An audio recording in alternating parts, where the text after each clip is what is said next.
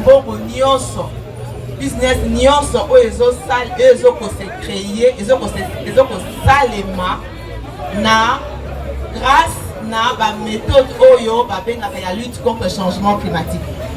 C'est-à-dire bozo lutter contre le changement climatique, bozo lutter contre bama bengi, bozo lutter contre ba inondation, ba méthode bozo za business o bozo créer wana pona ko lutter contre yango nde wana économie du climat. Na mokuse yango wana. Donc, et ça, dans la philosophie, fait la partie au entrepreneuriat. Chef de l'État Alinghi, dans la poste au. Alinghi a boosté l'entrepreneuriat congolais dans le domaine du climat. C'est-à-dire, domaine du climat, c'est par exemple le recyclage. Recyclage, et ça, dans le domaine du climat. Quand ça va bouteille en plastique, oh, quand ça change, on a pas papier. Quand ça papier, on les peut voir quand vous recyclez, comme il propre, pour salir les sous. Vos amis, tout cas, on les a dans moteur et tout ça, que utiliser, cobalt, lithium, la minerai, la piste, pour tout cas, on a de façon électrique. Toute cette économie-là, énergie renouvelable, panneaux solaires, on a siège à cric, tout ça, panneaux solaires pour remplacer l'électricité. Compagnie, où est ça, la panneaux solaires, Azali, où est ça pour œuvrer dans la nouvelle économie du climat. Donc, c'est tous ces domaines-là et chef de l'État apportant on a plus haut niveau pour biso ba congolais, biso ba jeune, ba maman, ba papa, to comment na niveau ya pour réfléchir business vert autrement. Parce que le monde na biso au planète na biso est en danger par rapport au réchauffement climatique. Pour ça on a dit attaque à awate, attaque à poto, attaque partout. Ceux qui mboulent les bêtises va pas systématiquement. C'est-à-dire le niveau il y a la mer, il y a l'océan et ça comme plus élevé. Réchauffement et ça menace constant pour la vie. Alors mon cannabis est arrivé na particularité na eau. Parce que na côté des années et ça que mboka o ezo pesa solution dans monde pourquoi parce que ils ont absorbé ba gaz il y a effet de serre, il y a réchauffement il y a planète. Tous à 60% il y a il y a zamba, il y a forêt, il y a banzete, ils ont absorbé CO2 où ils ont réchauffé le climat. Mais il nous a dit que tout ça épargne avait un impact sur le climat, on avait un impact sur le climat, on est salé. D'où malgré que tout ça solution, il faut développer l'économie dans la l'économie vers un gros pays et ça va là. Tout il faut penser ville à Kinshasa ou autrement. Bateau va voter gouverneur à Kinshasa a écrit, bah il va que gouverneur Wana a changer de vie. Comment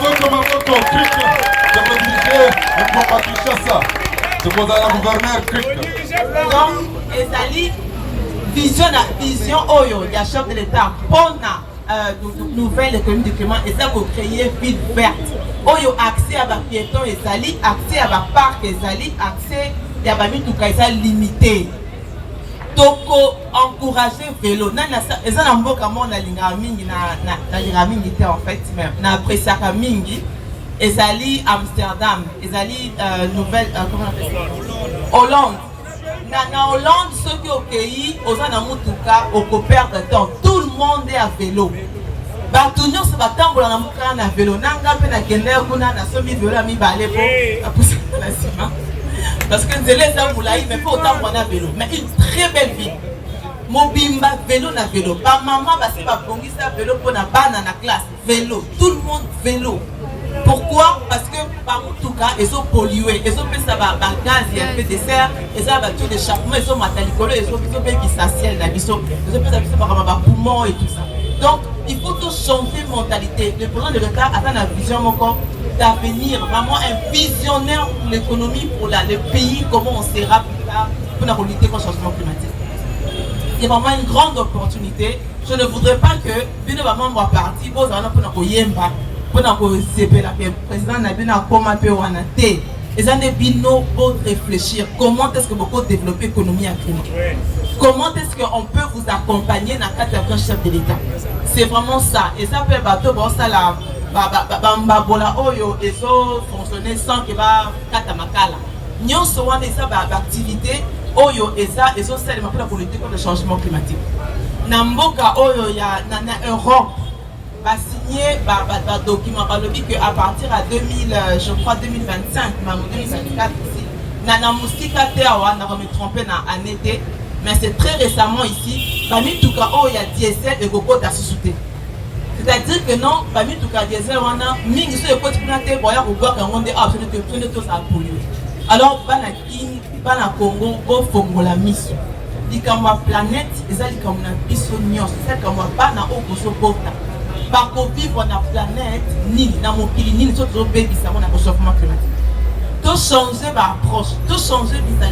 Et ça petit na banda, petit na éducation na biso, yako ramasaka ba déchets na biso. Osa moi manki.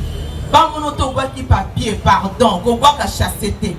Bon Lucas, quels sont les dépotoirs ou le recyclage?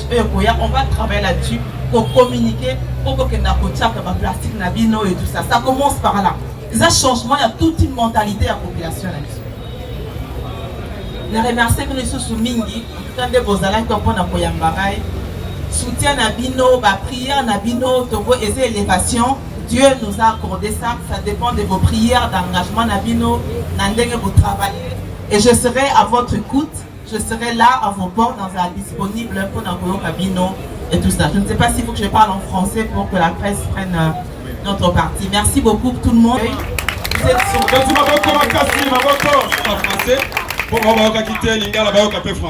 Merci beaucoup. Je remercie le chef de l'État de m'avoir honoré à ces propos, non pas comme votre président du parti uniquement, mais comme quelqu'un qui a un collaborateur du chef de l'État et qui représente le drapeau du pays dans mon domaine d'action. Je n'aimerais pas seulement parler à vous, membres du CRIC, mais parler à travers vous, à toute la République, à tous les jeunes, à toutes les femmes qui me suivent à travers les ondes et qui vont suivre cette vidéo pour vous dire pourquoi ces rôles de la nouvelle économie du climat. La nouvelle économie du climat, c'est quoi? C'est toutes sortes de business, toutes sortes d'affaires qui se créent grâce aux mesures de lutte contre le changement climatique. Cela inclut l'économie circulaire, cela inclut les facilitations des paiements comme le crédit carbone, cela inclut la transition écologique, la transition énergétique, les infrastructures, l'énergie et l'agriculture. Donc tout ce génie que le monde innove en créant un business qui respecte les conditions du climat, c'est ça la nouvelle économie du climat. Le chef de l'État en portant cette vision au plus haut niveau, c'est pour deux raisons. D'abord, c'est un domaine qui est transversal. Ça veut dire qu'il touche plusieurs ministères, plusieurs institutions. Il n'y a pas, le ministère de l'Environnement est un ministère maître du climat, mais il y a plusieurs ministères qui entrent en lieu. Il y a l'industrie des infrastructures. D'où la nécessité de le porter au plus haut niveau pour avoir une forte cohérence au sommet de l'État. La deuxième des choses, c'est un leader, notre président, il est visionnaire, il voit les visions, le futur de la RDC par rapport au climat. C'est vrai que nous sommes un pays solution changement climatique parce que nos forêts, nous avons nos tourbières à la Tchop pour là-bas qui absorbent les gaz à effet de serre qui sont la cause du réchauffement climatique. Mais si nous ne sommes pas épargnés aux impacts du changement climatique en même temps. Vous avez remarqué que maintenant, à chaque fois qu'il y a des pluies, invités à vos titres et qualités respectives. Maintenant, plus qu'avant, aujourd'hui plus qu'hier, nous aimons tous reprendre en chair cette célèbre citation de l'auteur, compositeur et interprète français Valéry François, Aimons-nous vivants. Une interpellation de la conscience collective qui nous invite à profiter de la vie et de ses amis tant que nous sommes encore sur terre. Ou comme il est dit encore, n'attendons pas que la mort nous prouve du talent. Madame la Présidente nationale du CRIC, témoin de vos nombreuses réalisations dans plusieurs domaines et sur plusieurs plans, nous Vanga membre et Tonton Matoulou, président du jury. Merci. La remise de la présidente nationale par la dynamique internationale des journalistes. Nous vous remercions.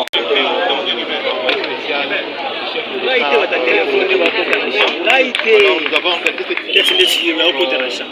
remercier le président de la République, le président Chilombo, pour avoir le choix de la et nous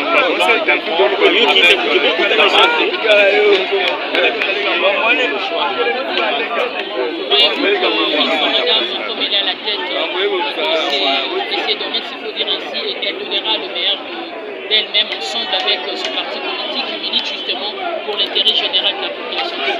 Ok, nous croyons également que ce poste est bien mérité par Mme Stéphanie Bombo parce qu'au sein de notre parti politique, nous fondons notre idéologie sur les 5 piliers du parti, parmi lesquels il y a également l'environnement. Je crois qu'avec ces volets, donc, on pourra efficacement donner les meilleurs d'elle-même et donner le très bon résultat.